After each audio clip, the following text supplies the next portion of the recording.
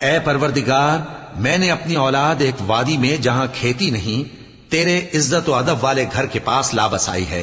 اے پروردگار، تاکہ یہ نماز پڑھیں سو تو لوگوں کے دلوں کو ایسا کر دے کہ ان کی طرف جھکے رہیں، اور ان کو میووں سے روزی دیتے رہنا تاکہ تیرا شکر کریں۔ اے پروردگار، جو بات ہم چھپاتے اور جو ظاہر کرتے ہیں تو سب جانتا ہے، اور اللہ سے کوئی چیز مخفی نہیں، نہ زمین میں نہ آسمان میں۔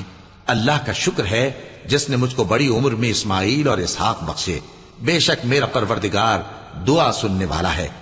اے پروردگار، مجھ کو ایسی توفیق عنایت کر کہ نماز پڑھتا رہوں، اور میری اولاد کو بھی یہ توفیق بخش۔ اے پروردگار، میری دعا قبول فرما۔ اے پروردگار، حساب کتاب کے دن میری اور میرے ماں باپ کی اور مومنوں کی مغفرت کیجو۔ اور مومنوں، یہ نہ سمجھنا کہ یہ ظالم جو کام کر رہے ہیں اللہ ان سے بے خبر ہے، وہ ان کو اس دن تک مہلت دے رہا ہے جبکہ دہشت کے سبب آنکھیں پھٹی کی پھٹی رہ جائیں گی، اور لوگ سر اٹھائے ہوئے میدان قیامت کی طرف دوڑ رہے ہوں گے، ان کی نگاہیں خود اپنی طرف لوٹ نہ سکیں گی، اور ان کے دل مارے خوف کے ہوا ہو رہے ہوں گے۔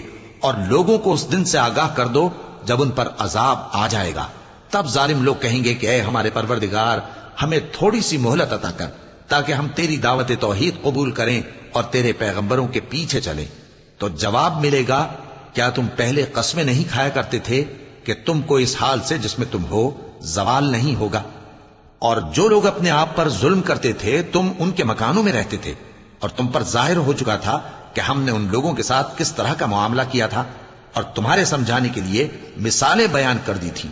اور انہوں نے بڑی بڑی تدبیریں کی، اور ان کی سب تدبیریں اللہ کے ہاں لکھی ہوئی ہیں۔